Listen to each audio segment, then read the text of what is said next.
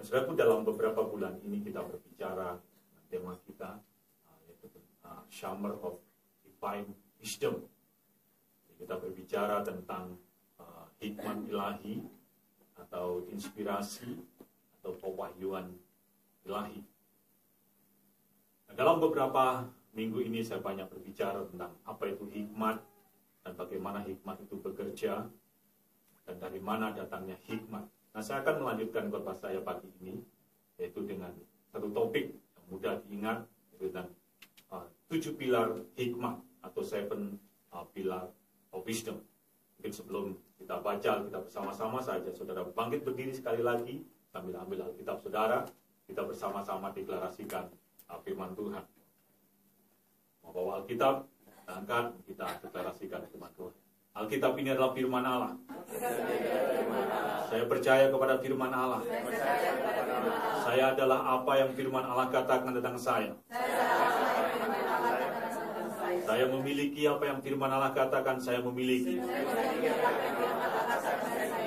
Saya dapat melakukan apa yang firman Allah katakan saya dapat lakukan.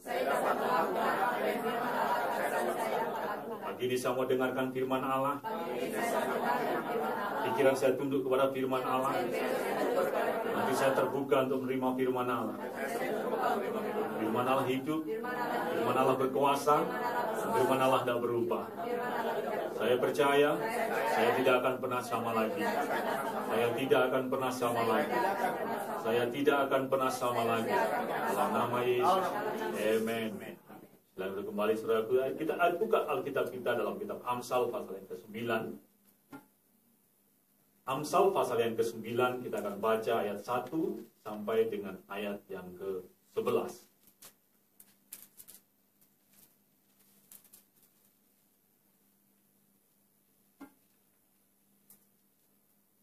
Tujuh pilar hikmat atau 7 pilar of wisdom. Amsal pasal yang ke-9 ayat 1 sampai dengan ayat yang ke-11.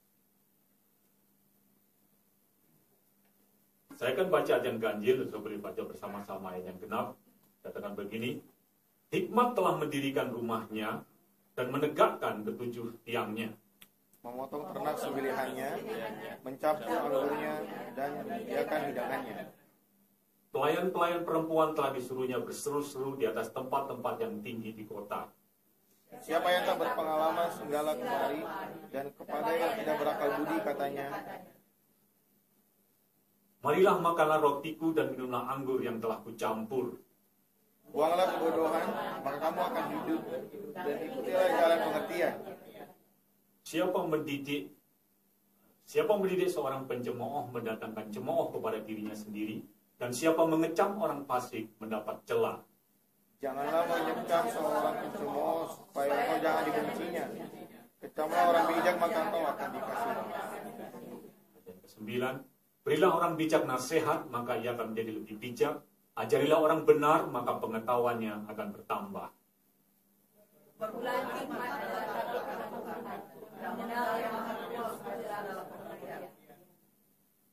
Yang ke-11 kita baca bersama-sama 2, 3. Karena oleh aku umurmu diperpanjang dan tahun-tahun hidupmu ditambah. Amen. Pada ayat yang dalam Amsal pasal yang ke-9 yang pertama dikatakan, hikmat telah mendirikan rumahnya dan menegakkan ketujuh tiangnya. Saudaraku, dalam ayat yang pertama dikatakan bahwa hikmat itu yang membangun rumah dan yang menegakkan ketujuh tiang rumah itu. Nah, saudaraku, saya akan berbicara tentang 7 pilar dari hikmat atau 7 pilar dari kebijaksanaan ini. Nah, saya janji saya akan lewat jam. 12 kita sudah pulang. Nah, kita akan lihat tentang 7 pilar daripada hikmat ini. Nah, kita belajar tentang bahwa hikmat inilah yang membangun rumah. Kalau kita berbicara tentang rumah, kita belajar tentang rumah. Rumah itu bisa berbicara tentang keluarga atau family. Rumah itu juga berbicara tentang masa depan. Rumah itu juga bisa berbicara tentang bisnis atau karir, atau juga bisa berbicara tentang satu organisasi. Nah, dikatakan bahwa dengan hikmat kita bisa membangun keluarga, dengan hikmat kita bisa membangun masa depan kita, dengan hikmat kita bisa membangun pekerjaan atau bisnis kita, bahkan kita membangun satu organisasi yang sukses itu dengan apa? hikmat ini. Nah, hikmat ini sangat penting. Nah, kalau dalam Amsal pasal yang ke-9 ini, hikmat di sini memakai kata si atau perempuan. Anda tahu kenapa hikmat itu digambarkan sebagai apa? Si atau perempuan. Lalu saya tidak tahu apakah perempuan lebih berhikmat. Tapi kalau kita lihat di sini katakan bahwa hikmat ini adalah yang membangun rumahnya dan dengan ketujuh tiang itu ditegakkannya. Nah, saudaraku, hikmat ini sangat penting. Bahkan kalau sudah lihat ayat yang ke-11 tadi kita baca bahwa kita lihat tentang hasil daripada hikmat. Di situ disebutkan bahwa ayat yang ke-11 bahwa karena oleh aku umurmu diperpanjang dan tahun-tahun hidupmu ditambah. Nah, kalau saya lihat di sini hikmat, hasil daripada hikmat itu kita bisa punya umur panjang. Tapi kalau saya lihat, coba saya bandingkan sebentar Amsal pasal yang ketiga. Kita lihat hasil daripada hikmat. Ini sebentar saja untuk mengantar saudara Amsal pasal yang ketiga. Sudah lihat Amsal pasal yang ketiga.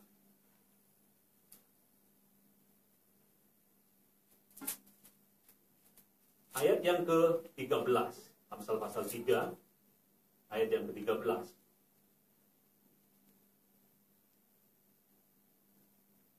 Kita baca sampai dengan ayat 18. Coba kita lihat di sini tentang hasil daripada hikmat. Kita baca bergantian.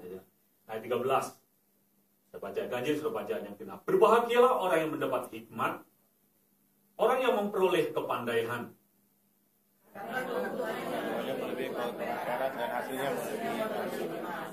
Ayat yang 15, ia lebih berharga daripada permata. Apapun yang kau inginkan tidak dapat menyamainya.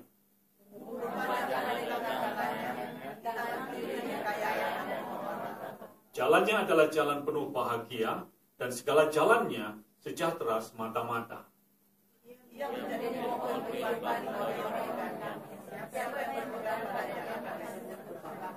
Amen. Nah, sudah lihat di sini bahwa hikmat itu begitu penting dalam kehidupan kita. Kita bisa membangun rumah itu dengan hikmat, dan kita bisa menegakkan tiang-tiang rumah itu dengan hikmat. Nah, dalam Amsal pasal yang ketiga, kita lihat di sini apa hasil daripada hikmat. Dan saya lihat di situ saya sebutkan dengan 3 hal yang kita dapatkan oleh hikmat. Yang pertama yaitu long life atau umur panjang. Dan yang kedua, kalau saya lihat di situ dikatakan umur panjang ada di tangan kananmu, dan dikatakan kekayaan dan kehormatan ada di tangan kirimu. Jadi hasil daripada hikmat itu pertama umur panjang. Yang kedua itu adalah prosper atau kekayaan atau kelimpahan atau kemakmuran. Yang kedua itu adalah kehormatan atau promosi. Jadi 3 hal saya bisa sebutkan hasil daripada hikmat, yaitu long life, prosper, dan promosi. Nah, saya pun hikmat ini sangat penting. Dalam Amsal pasal yang keempat ayat yang ke-7, kita selalu baca ayat ini dari fondasi dari kita belajar tentang hikmat atau kebijaksanaan, bahwa dikatakan wisdom is the principal thing. Jadi hikmat itu adalah hal yang sangat penting, hal yang sangat prinsip, hal sangat mendasar, dan hal yang sangat utama. Karena itu kita harus berusaha untuk mendapatkan hikmat ini. Sebelum saya masuk, saya ingin mengantar saudara dalam beberapa bulan ini atau beberapa minggu ini, saya banyak berbicara tentang hikmat. Apa itu sebenarnya hikmat? Nah, hikmat saya kembali saya jelaskan sedikit, mungkin boleh ditampilkan dengan cepat. Apa itu hikmat? Hikmat ini kalau terjemahan secara umum, hikmat itu adalah prudence, insight, atau discernment.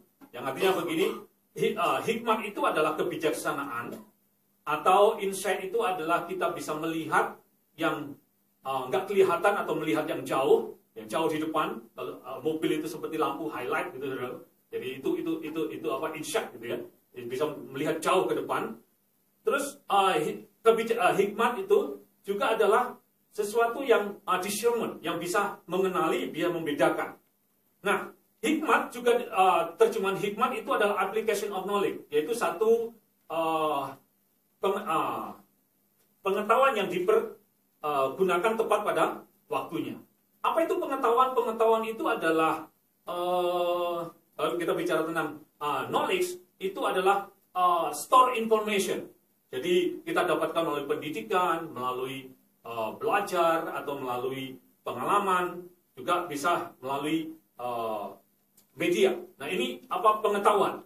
Tapi yang kita bicara itu adalah tentang hikmat yang khusus, yaitu hikmat Allah atau divine inspiration. Wisdom itu adalah divine inspiration, ya, divine inspiration, illumination, guidance atau direction, atau juga kalau saya mau lebih jelas lagi adalah divine revelation. Itu adalah wisdom. Wisdom itu adalah satu inspirasi, satu penerangan, satu pimpinan, satu pewahyuan yang daripada Tuhan. Nah, ini adalah hikmat. Nah, di dalam Amsal pasal yang ke-9 tadi dikatakan bahwa hikmat itu yang membangun rumah dan yang menegakkan dengan ketujuh tiangnya. Nah, saya akan menunjukkan kepada saudara tentang bagaimana kita bisa grow dalam hikmat ini. Bagaimana kita bisa bertumbuh dengan hikmat ini. Nah, kita akan belajar tentang 7 pilar hikmat ini. Nah, 7 pilar hikmat. Yang pertama, pilar yang pertama itu adalah takut akan Tuhan. Ini adalah yang mendasar. Ini adalah yang terutama. Kalau saya lihat di dalam ayat yang ke-10, dalam Amsal pasal yang ke-9, dikatakan di situ permulaan dari hikmat adalah takut akan Tuhan. Dan mengenal yang Maha Kudus adalah pengertian. Saudara, pilar yang pertama itu adalah fear of the Lord, atau takut akan Tuhan. Ini adalah pilar yang pertama, adalah pilar yang paling penting. Karena permulaan hikmat adalah takut akan Tuhan. Jadi sumber dari hikmat yang pertama itu adalah hidup dalam takut akan Tuhan. Nah, apa itu sebenarnya takut akan Tuhan? Saya pernah sampaikan sedikit bahwa takut akan Tuhan itu bukan seperti kita takut dengan polisi atau takut dengan hantu. Tapi takut sama Tuhan itu adalah satu sikap yang reverent, satu sikap yang hormat, satu sikap yang satu sikap yang kita menghormati Tuhan, atau dengan bahasa yang sederhana itu menempatkan Tuhan di atas segala sesuatu. Jadi takut akan Tuhan itu adalah menempatkan Tuhan di atas segala sesuatu, di atas karier kita, bahkan di atas harta kita, bahkan juga di atas nyawa kita sendiri. Itu takut akan Tuhan. Jadi menempatkan Tuhan melebihi dari semuanya, lebih dari harta, lebih dari karier, bahkan lebih dari nyawa kita sendiri. Dan itu Alkitab bilang, kalau barang siapa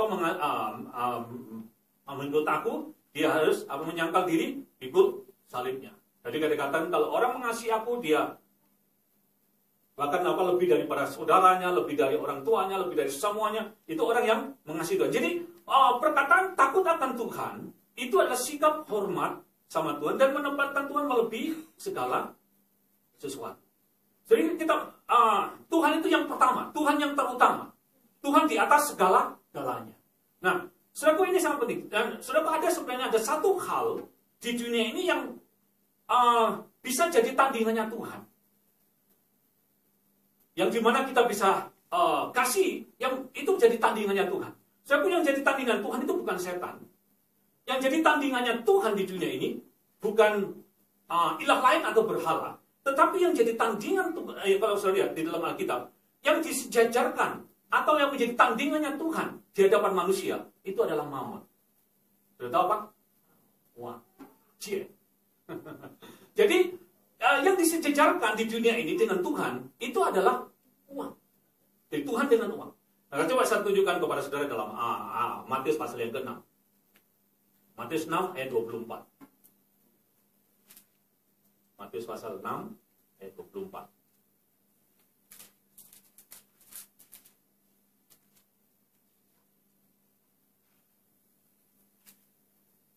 Coba kita baca bersama-sama. 2, 3. Tak seorang, 2, 3. Tak seorang pun dapat mengabdi kepada dua tuan. Karena jika demikian, ia akan membenci yang seorang dan mengasihi yang lain. Atau ia akan setia kepada yang seorang dan tidak mengindahkan yang lain. Kamu tidak dapat mengabdi kepada Allah dan kepada Mammon. Saudaraku, yang menjadi menjadi tandingannya Tuhan itu bukan setan, bukan berhala, tapi apa? Uang. Nah, banyak orang, saudaraku, yang bisa mengasihi uang lebih daripada Tuhan. Saudaraku, takut akan Tuhan itu adalah menempatkan Tuhan melebihi segala sesuatu. Karier kita, harta benda, ataupun keuangan kita, ataupun bahkan nyawa kita sendiri.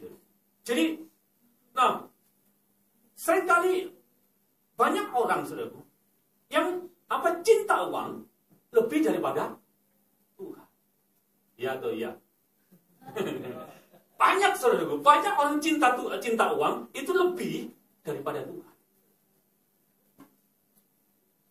Saya pernah sampaikan, kenapa sih kita sebenarnya harus memberikan persepuluhan? Coba saudara jawab. Jawab hati saja, jawab hati. Jadi, kenapa sih sebenarnya kita harus memberi persepuluhan? Saya pernah sharekan ini. Jadi kita memberi persepuluhan pertama karena kita mengakui Tuhan bahwa apa yang ada pada kita itu semua datang daripada Tuhan. Yang kedua sebenarnya, kenapa kita memberi persepuluhan? Itu sebagai standar minimum. Kalau bilang standar minimum. Persepuluhan itu adalah standar minimum. Sebab kita nggak akan bisa mengasihi Tuhan melebihi keuangan kita kalau kita nggak bisa menyerahkan 10% kebenaran Tuhan. Ya atau iya? Sebab kita dengan Tuhan itu bukan hanya 10%. Tapi berapa? Total. Kita nggak mungkin bisa total 100%, kalau 10% kita nggak bisa. Saya belajar dari semenjak saya bertobat dan lahir baru. Saya setia dengan persepuluhan saya. Saya di keluarga yang sangat miskin. Saya dulu kalau dikasih, karena saya bertobat SMA kelas 2, usia 17 tahun. Saya kalau ke sekolah itu dikasih sangu 50 rupiah. 50 sen. Kalau sekarang di Singapura itu 5 sen. Yang warnanya perak. 5 sen. Itu tahun, sekitar tahun 85. 50 sen. Setiap saya dapat 50 sen, saya simpan 5 sen. Itu saya sisihkan. Saya nggak ambil. Sampai satu minggu, hari Minggu itu ada 6 hari. Ada kira-kira 5 sen kali 6. Itu saya kumpulkan, saya masuk. Itu saya setia. Kadang-kadang kalau nggak satu minggu, saya 1 bulan. Saya setia dari saya bertobat lahir baru. Sampai saya pelayanan, saya setia dengan 10%.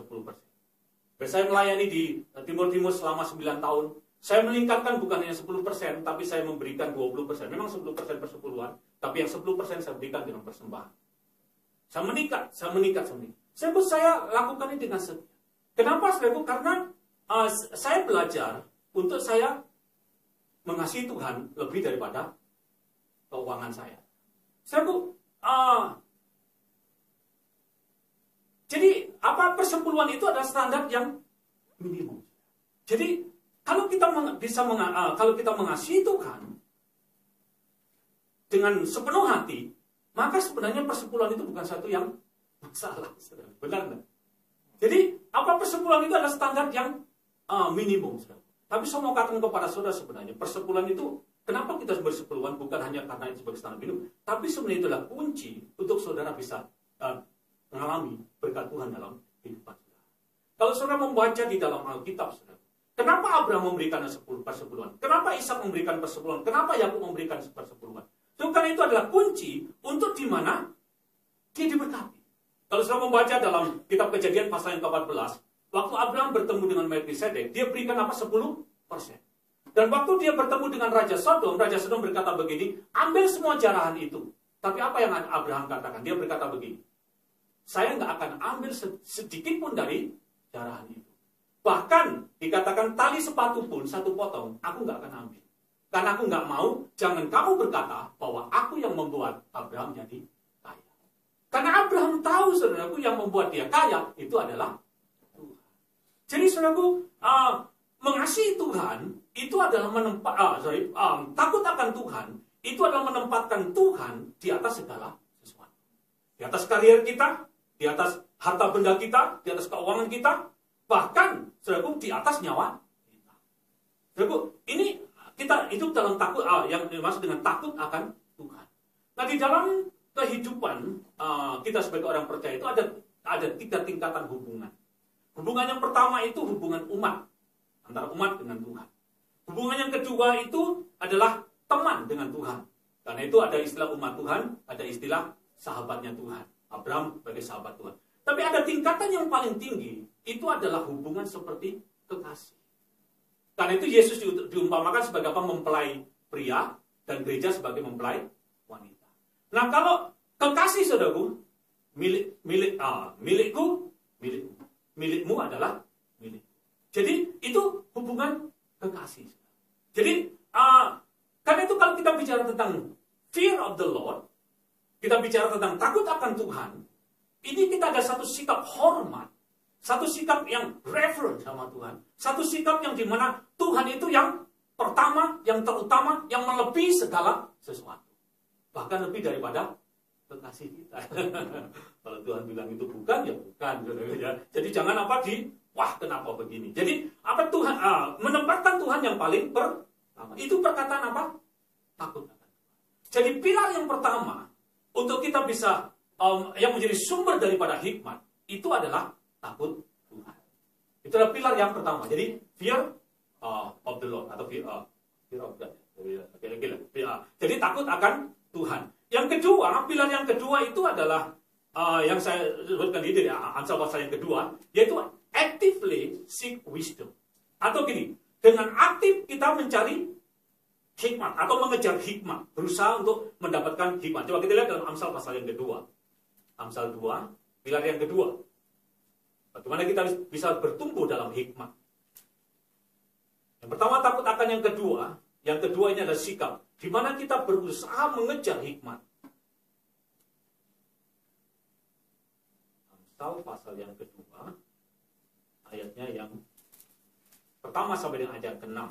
Amsal 2, ayat 1 sampai 6. Kita boleh baca bergantian. Kita baca yang ganjil. Hai anakku, jika engkau menerima perkataanku dan menyimpan perintahku di dalam hatimu.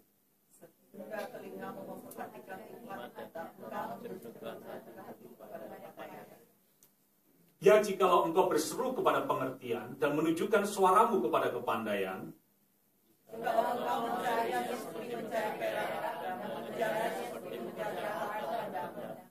maka engkau akan memperoleh pengertian tentang takut akan Tuhan dan mendapat pengenalan akan Allah. Karena Tuhanlah yang memberikan hikmat, dari mulutnya datang pengetahuan dan kepandaian. Amin. Jadi katakan di situ, karena dari Tuhanlah yang memberikan hikmat. Ya, karena Tuhan yang memberi hikmat dan dari mulutnya datang pengetahuan dan kepandaian. Ayat yang keempat selanjutnya, jikalau engkau mencarinya seperti mencari perak dan mengejarnya seperti mengejar harta terpendam. Jadi suatu yang kedua, pilar yang kedua, itu saudara dengan aktif berusaha untuk mendapatkan hikmat atau mengejar hikmat, actively seek wisdom.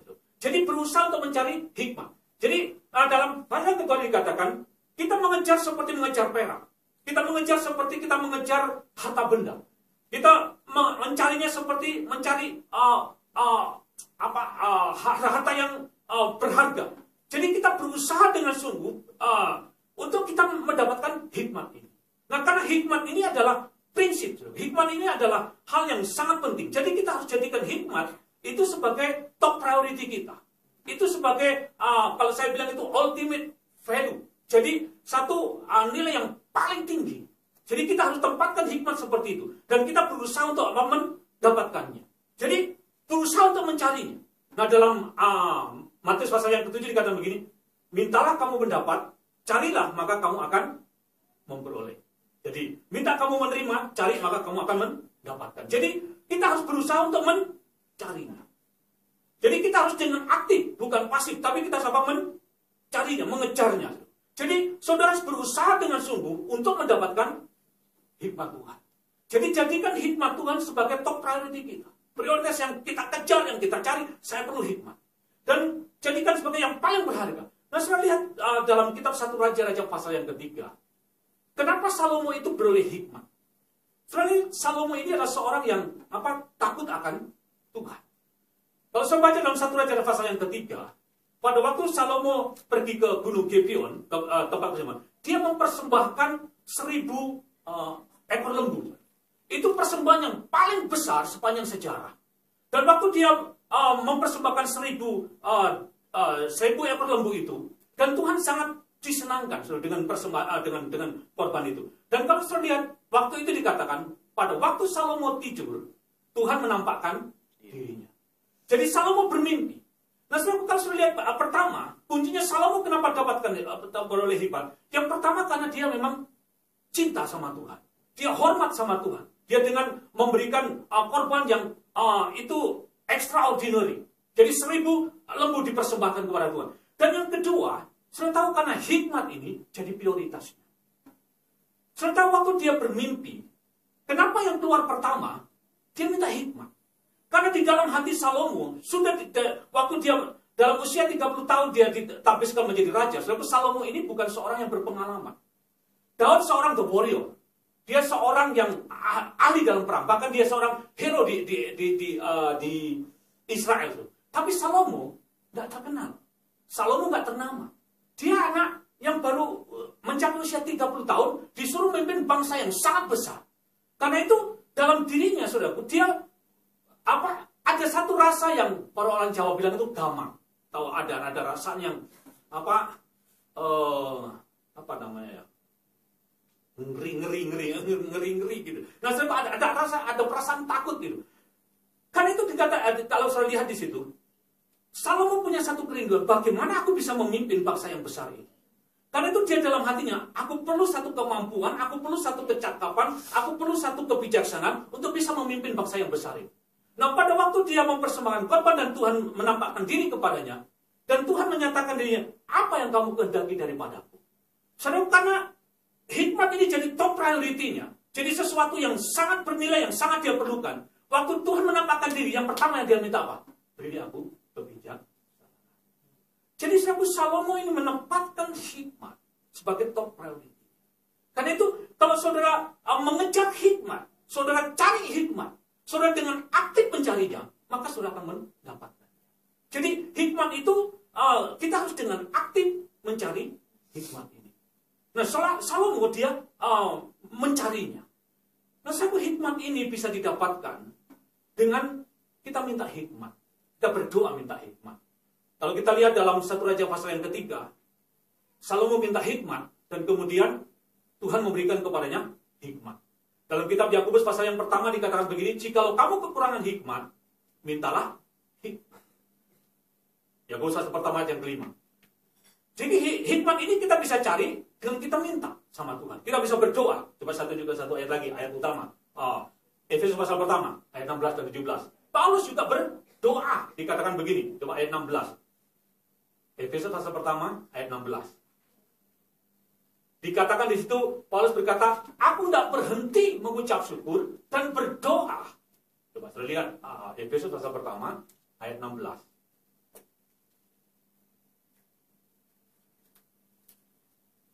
Ya, dikatakan demikian.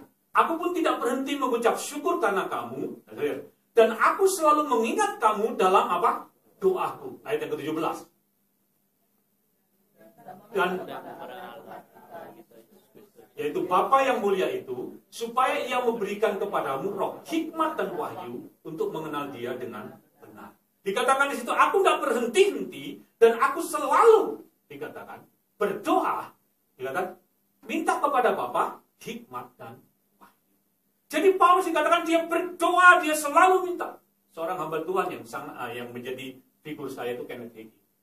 Dia katakan waktu dia minta roh hikmat, dia setiap hari, pagi, siang, sore, malam. Dikatakan itu satu hari bisa 5 kali. Setiap kali dia berlutut, Tuhan, beri aku roh hikmat. Besoknya lagi, tiap kali dia berlutut, beri aku roh hikmat. Itu dilakukan sampai lebih daripada 2-3 tahun. Suatu saat Tuhan memberikan hikmat kepadanya. Dia bisa memiliki roh hikmat dan dia bisa membedakan roh. Nah, saudaraku, ini hikmat ini kita bisa kejar, kita bisa minta di dalam doa. Tapi hikmat juga kita bisa dapatkan melalui kita merenungkan firman. Karena itu sangat penting saudara merenungkan firman Tuhan. Dalam Mazmur pasal yang pertama dikatakan begini, berbahagialah orang yang tidak berdiri menurut nasihat orang fasik dan berjalan menurut nasihat orang berdosa, tapi yang kesukaannya adalah merenungkan Taurat Tuhan siang dan malam. Jadi hikmat ini kita bisa kejar, kita bisa minta, tapi kita juga bisa dengan melalui merenungkan firman Tuhan. Dalam Mazmur pasal 119, coba saya tunjukkan di sana. Mazmur 119 ayat 167. Mazmur 119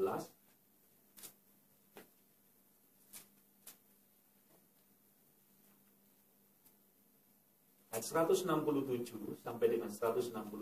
Mazmur 119 ayat 167 sampai 100.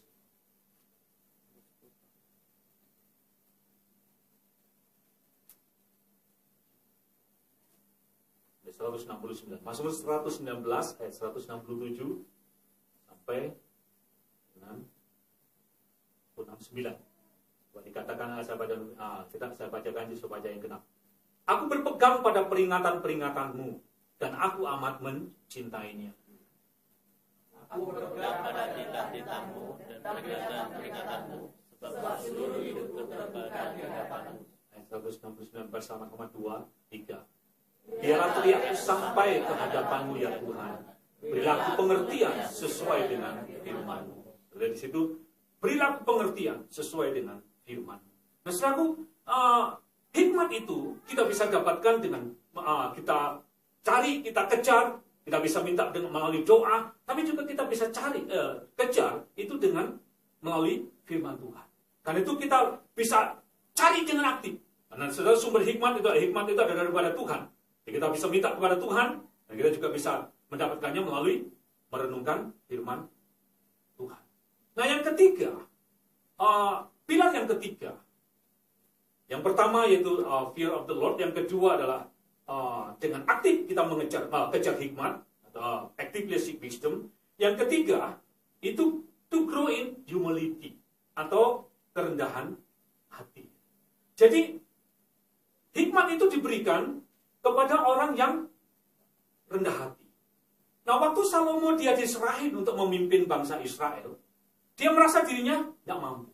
Dia berkata kepada Tuhan begini, Tuhan, bagaimana aku yang masih muda ini, yang tidak berpengalaman, bisa memimpin bangsa yang sebesar ini? Papaku memang seorang yang hebat, dia seorang pahlawan, dia seorang hero. Tapi aku seorang yang tidak berpengalaman. Jadi, terus kemudian dia berkata, karena itu berikanlah kepadaku satu pengertian yang bisa mengadili dengan bagus, dengan baik. Jadi, kalau sudah lihat di sini, Salomo merasa dirinya tidak mampu. Merasa dirinya tidak bisa. Saudaraku, kunci daripada hikmat yang ketiga, pilar daripada hikmat yang ketiga, itu adalah humility. Itu adalah kerendahan hati. Jadi, waktu Salomo merasa dirinya nggak mampu, merasa dirinya nggak bisa, di situ Tuhan memberikan hikmat.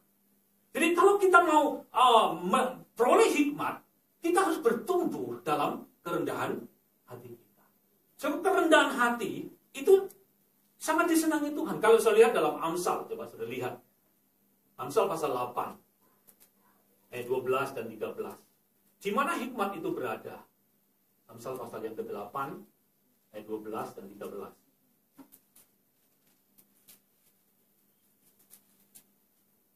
Amsal pasal 8, ayat 12 dan 13.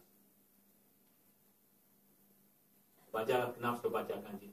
Aku hikmat tinggal bersama-sama dengan kecerdasan, dan aku mendapat pengetahuan dan kebijaksanaan.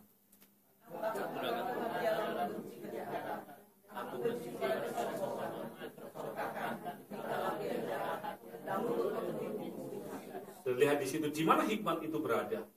Dan hikmat itu dikatakan, aku hikmat tinggal bersama-sama dengan kecerdasan dan aku mendapat pengetahuan dan kebijaksanaan. Dan takut akan Tuhan ialah membenci kejahatan dan aku benci kepada apa? Kesombongan dan kecongkakan. Sebab hikmat tidak bisa tinggal dengan kesombongan dan kecongkakan. Karena itu hikmat itu hanya tinggal dengan apa? Humility, kerendahan hati. Satu sikap yang merasa Tuhan aku nggak bisa, Tuhan aku nggak sanggup, aku perlu Engkau. Ini yang disebut dengan poor in spirit, atau dikatakan apa? Miskin secara roh. Karena dikatakan dalam Matius pasal yang kelima, berbahagialah orang yang miskin di hadapan Allah. Maksudnya miskin di sini bukan miskin tidak ada uang, saudaraku, tapi di sini miskin secara roh. Kalau dalam bahasa ini adalah poor in spirit. Jadi miskin secara roh. Jadi orang yang merasa dirinya itu tidak bisa. Itu adalah orang yang maka dia akan memperoleh kerajaan Allah. Jadi hikmat itu tidak bisa tinggal bersama-sama dengan kesombongan dan kecongkakan. Tapi hikmat itu akan tinggal bersama-sama dengan apa? Kerendahan hati. Nah, saudaraku, apa itu sebenarnya rendah hati? Rendah hati itu adalah orang yang merasa apa? Perlu sama Tuhan. Musa disebut orang yang paling lembut dan paling rendah hati di muka bumi. Kalau saya baca dalam Bilangan pasal yang ke-12. Kenapa Musa disebut sebagai orang yang paling lembut dan paling rendah hati di muka bumi? Kalau saya lihat saudaraku, Musa ini, kalau saya lihat latar belakang, dia seorang yang terdidik di Mesir. Dia diangkat sebagai anak Fir'aun. Dia seorang yang terpelajar, terlatih, bahkan dia sekolah di university yang terbaik waktu itu.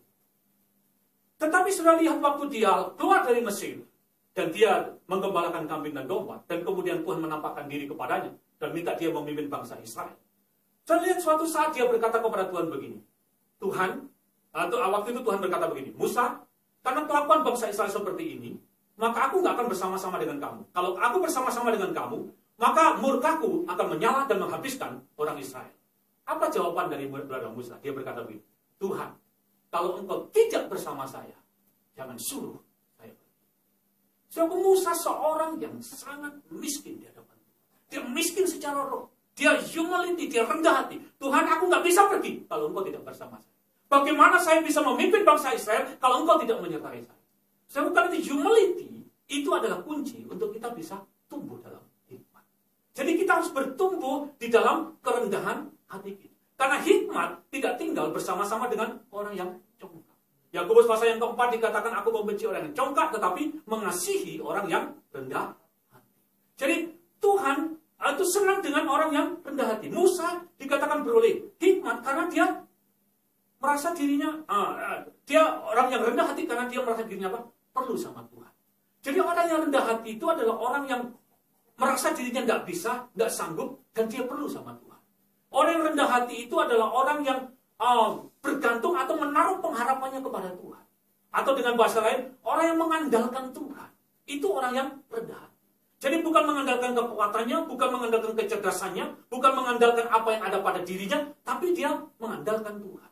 Karena itu Yeremia pasal 17 dikatakan begini, terkutuklah orang yang mengandalkan kekuatan sendiri, tetapi diberkatilah orang yang mengandalkan Tuhan. Nah, saudaraku, kita harus, orang yang rendah hati adalah orang yang menaruh harap, yang bergantung sama Tuhan. Yang merasa dirinya nggak mampu, baru di situ hikmat itu turun. Suatu ketika waktu Yosafat, dia dikepung oleh pasukan dari, dikatakan dari bangsa Meonim, yaitu bangsa Amon. Dia dikepung oleh tentara yang sangat besar. Dan saudaraku Yosafat dalam 2 Tawarikh pasal yang ke-20, dia mengalami ketakutan. Waktu dalam ketakutannya itu, apa yang dilakukan? Dia mencari Tuhan. Dia merendahkan hatinya, dikatakan. Dia merendahkan hatinya, dia berdoa dan berpuasa. Berdoa dan puasa itu adalah satu sikap kita merendahkan hati di hadapan Tuhan. Dan saudara, ketika Yosafat dia merendahkan hatinya, merendahkan dirinya, dengan berdoa dan berpuasa, kemudian ada seorang nabi yang muncul. Dia berkata begini, hai Yosafat, kamu nggak perlu takut dengan kumpulan yang besar itu. Karena Tuhan yang akan berperang bagi kamu. Semua orang yang rendah hati, di sanalah Tuhan bisa berbicara. Orang yang rendah hati, di sana Tuhan bisa menyatakan hikmatnya, menyatakan pimpinannya, menyatakan pewahyuannya atau directionnya, guide-nya. Itu kepada orang yang rendah hati. Hikmat tidak tinggal bersama-sama dengan orang yang congkak. Tapi hikmat dia tinggal dengan orang yang rendah. Waktu di Babel ada seorang raja Nebukadnezar, dia bermimpi dan tidak tahu artinya. Waktu diputuskan orang-orang bijaksana di Babel itu harus dibunuh. Ada seorang yang berdiri sudah untuk menghadap Raja Babel, namanya Daniel. Dia menghadap kepada raja untuk supaya keputusannya itu ditangguhkan sementara. Dan dia berusaha untuk bertanya Tuhan untuk arti daripada mimpi dan arti daripada Raja Nebukadnezar. Apa yang dilakukan oleh Daniel? Dia mengajak 3 orang rekannya, Sadrak, Mesyak, dan Abednego. Dia merendahkan hati di hadapan Tuhan, berdoa dan berpuasa dan mencari wajah Tuhan. Dan waktu dia merendahkan hatinya, berdoa dan berpuasa mencari wajah Tuhan, Tuhan menyatakan roh hikmat kepada Daniel. Hikmat itu diberikan kepada orang yang merendahkan. Kalau saudara mau melihat pertolongan Tuhan, pimpinan Tuhan, guidance daripada Tuhan, direction daripada Tuhan, rendahkan hati saudara di hadapan Tuhan. Karena dalam kitab 2 Tawarikh dikatakan begini, umatku yang merendahkan dirinya, yang namanya disebut, maka pada waktu dia merendahkan dirinya, maka aku akan apa? Memulihkan keadaan. Jadi kerendahan hati itu adalah kunci hikmat datang kepada kita. Amin. Jadi yang pertama, pilar yang pertama, takut akan Tuhan. Pilar yang kedua, kita kejar hikmat. Dan pilar yang ketiga itu adalah apa? Humility, kerendahan hati. Grow di dalam apa? Humility. Pilihan yang keempat. Pilihan yang keempat dan kita bisa yang kita perlukan untuk kita bertumbuh dalam hikmat itu adalah discerning the good, atau bisa membedakan atau memilih yang baik. Nah, pilihan yang keempat ini penting. Saudara perlu bisa memilih atau membedakan yang baik. Nah, kemampuan untuk menimbang, kemampuan untuk mengetahui yang baik ini sangat penting. Saudara, salah satu karunia roh yang diberikan kepada kita itu adalah karunia membedakan roh. Nah, kemampuan untuk membedakan yang baik, saya mau kepada saudara, itu tumbuh bersama-sama dengan tingkat kedewasaan kita. Karena itu kalau saya lihat secara jasmani, semakin orang itu semakin dewasa, orang bilang mature, maka dia semakin bisa bedakan mana yang baik dan mana yang tidak baik.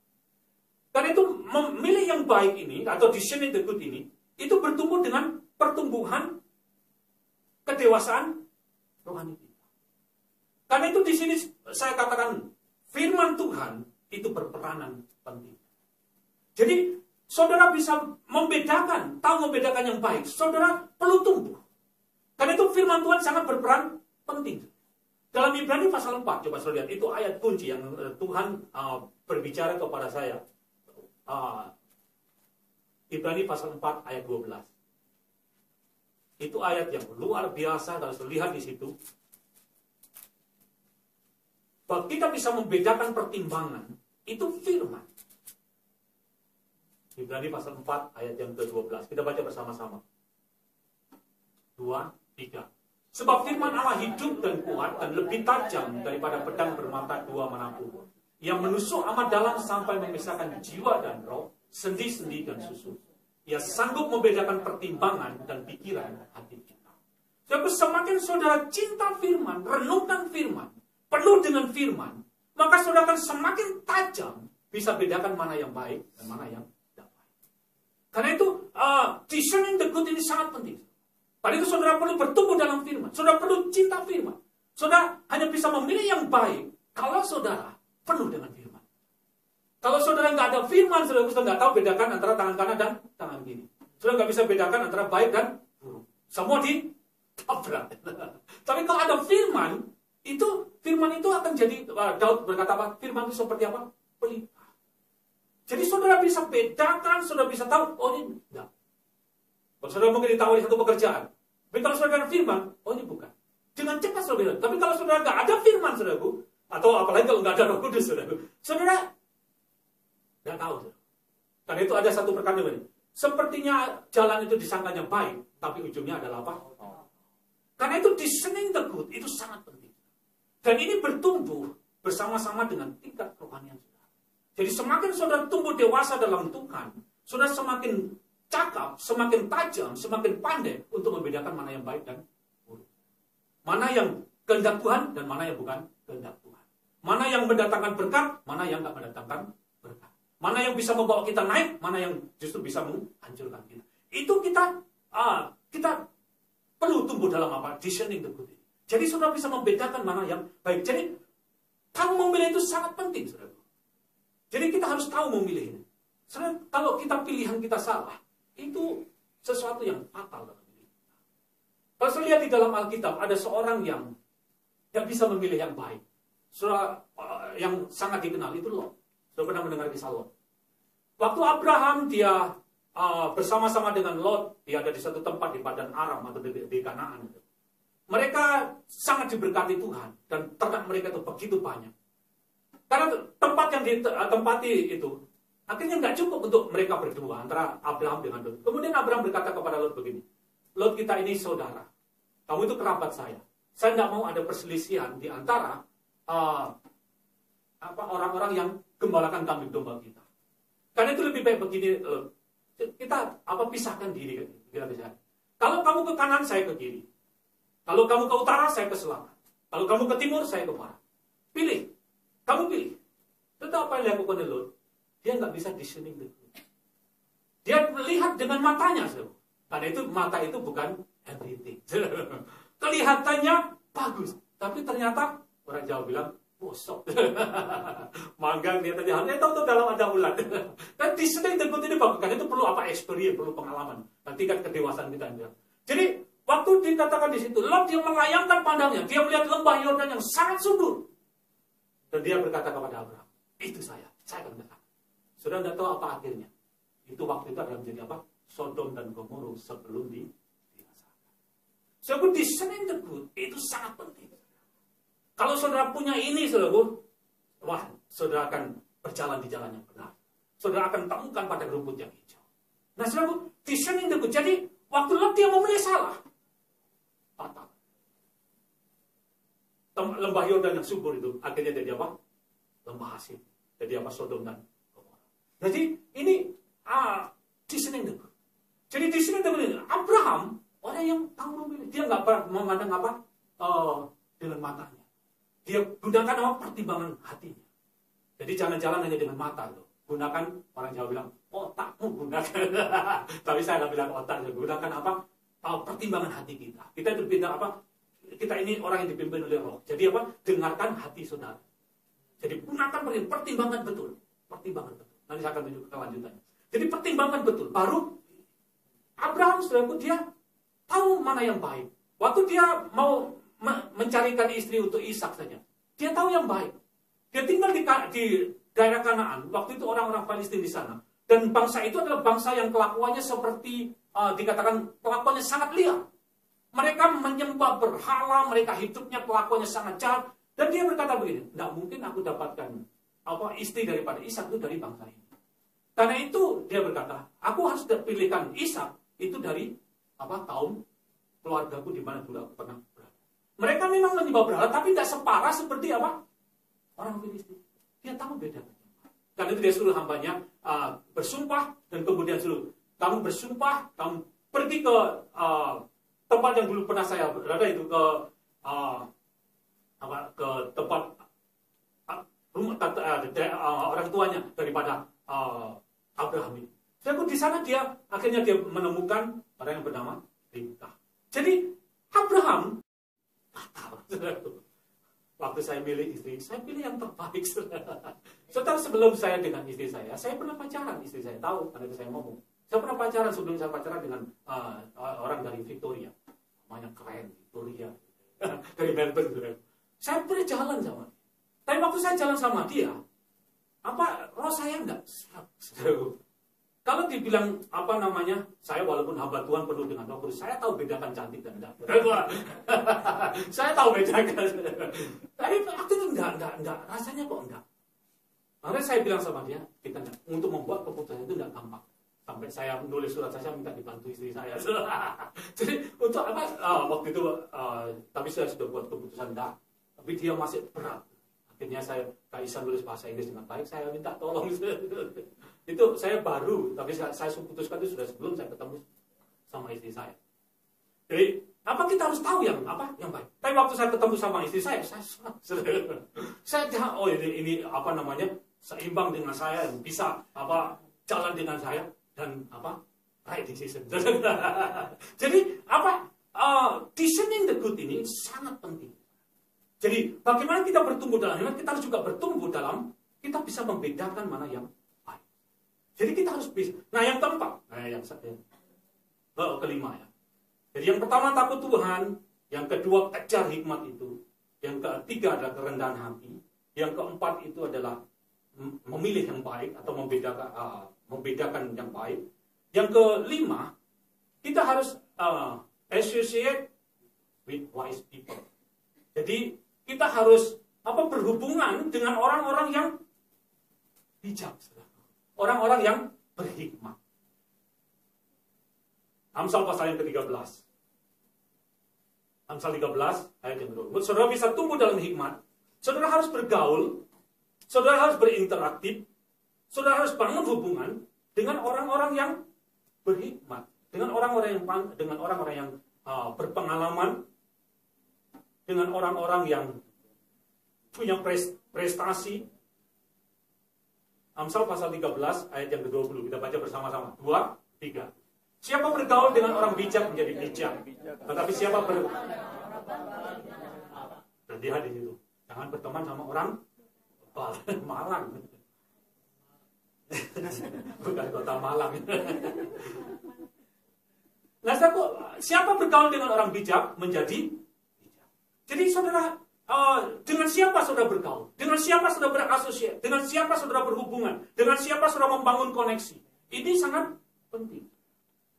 Saudara, kita perlu bergaul dengan orang-orang yang berhikmat. Saudara, satu hal yang kita harus tahu bahwa kita ini akan menjadi seperti dengan siapa kita berhubungan. Nanti sama ada guyonan. Kalau istri kita cerewet, mesti kita cerewet. Tidak guyon aja. Karena ada yang bilang, kalau kita menikah itu kita akan jadi apa? Mirip. Ya, jadi suami itu bisa mirip. Saya mirip. Cuma kulitnya nggak leper-leper.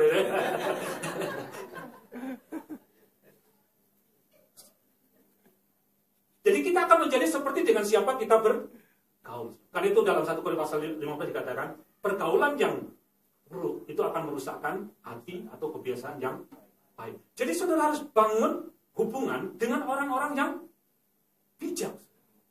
Jangan bergaul dengan orang bodoh.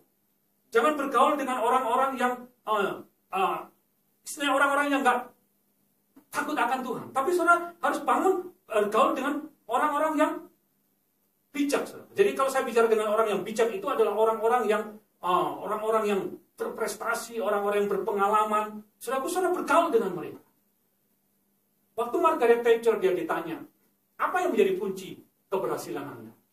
Margaret Thatcher adalah Perdana Menteri wanita pertama yang paling sukses sepanjang abad sampai saat ini. Itu diakui. Waktu dia tanya, dia berkata begini, saya bisa menjadi seperti saya ini karena saya belajar kepada 2 orang yang di figur saya. Yang pertama yaitu Winston Churchill. Itu Perdana Menteri Inggris tahun sekitar 1960-an. Terus kemudian yang kedua itu dengan satu orang Amerika itu namanya Abraham Lincoln. Kedua orang ini ada jadi figur saya. Saya belajar, saya amati, dan saya lihat, dan saya bisa jadi seperti saya. Jadi dengan siapa kita bergaul, kita akan menjadi seperti itu. Jadi buku apa yang kita baca, figur seperti apa yang kita ikuti, kita akan jadi seperti itu. Kalau kita setiap hari yang kita baca itu hanya fiksi, betul ya, fiksi itu daya hayalnya orang, ya mau aja bisa deh. Kita harus baca sesuatu yang bermanfaat. Jadi dengan siapa kita bergaul, kita akan menjadi seperti itu. Jadi orang yang bersama dengan kita itu yang akan membentuk dan mempengaruhi kehidupan kita. Jadi karena itu sangat penting siapa yang orang yang menjadi teman saudara bergaul, teman saudara bekerja, teman saudara koneksi, itu menentukan saudara. Jadi yang kelima dikatakan di situ, associate with wise people. Jadi dengan kumpul sama orang-orang bijak, kumpul sama orang-orang yang sudah terpuji, sudah dikenal, sudah berprestasi, kumpul sama mereka. Jangan kumpul sama orang-orang yang nggak tahu apa-apa. Kalau kita kumpul sama orang nggak tahu apa-apa, ya kita nggak tahu apa-apa. Jadi kumpul sama orang bijak, cari siapa orang yang berprestasi. Ketemu di kantor juga, oh ini kenapa dia bisa berteman sama dia? Kenapa dia bisa seperti itu? Itu kita Jadi itu akan menentukan tingkat kebijakan kita. Yang keenam, 5 menit. Yang keenam, choosing the right counsel, atau pilih penasihat yang benar. Tapi dalam hidup ini kita perlu ada orang yang bisa memberikan pertimbangan atau nasihat kepada kita. Amsal pasal 11 dikatakan demikian. Coba 11 ayat yang ke-14. Amsal 11 pasal 14.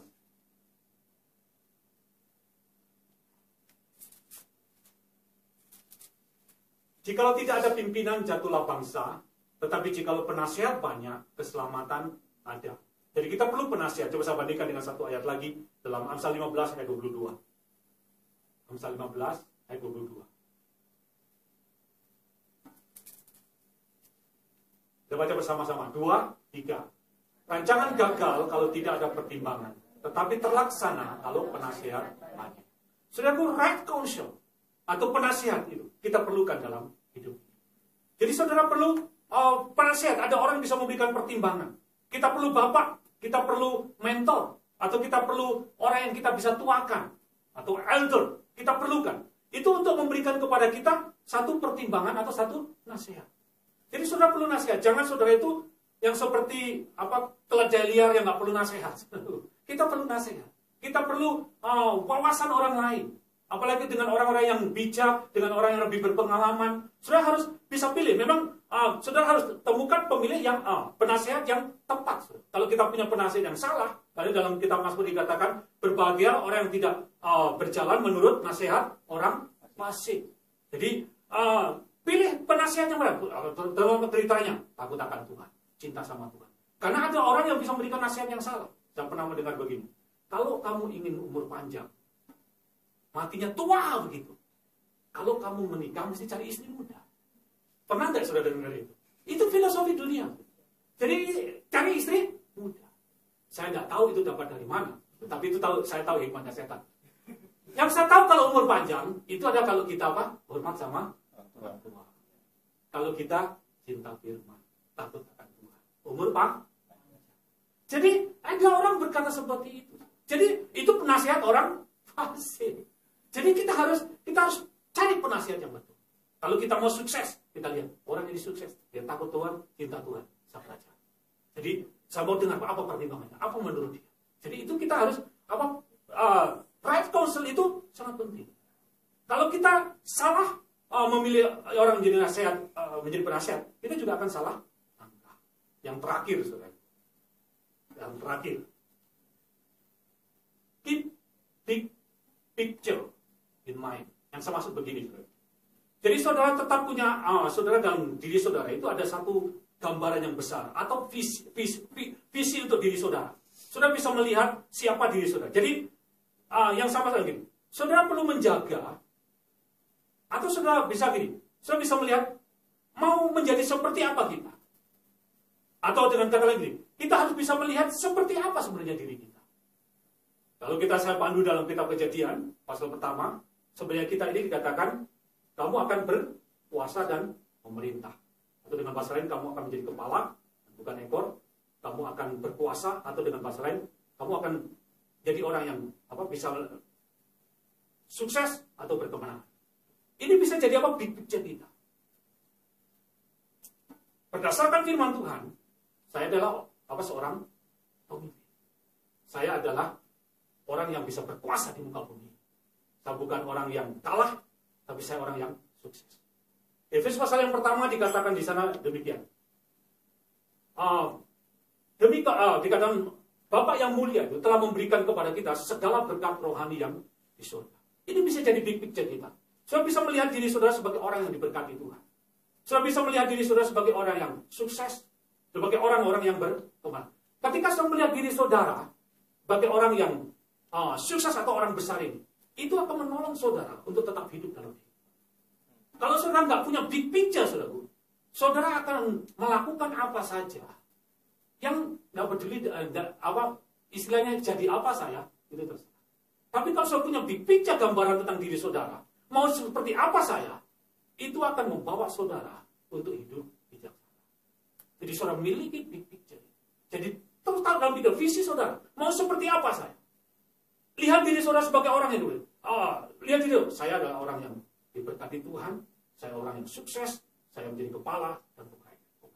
Ini jadi big picture kita.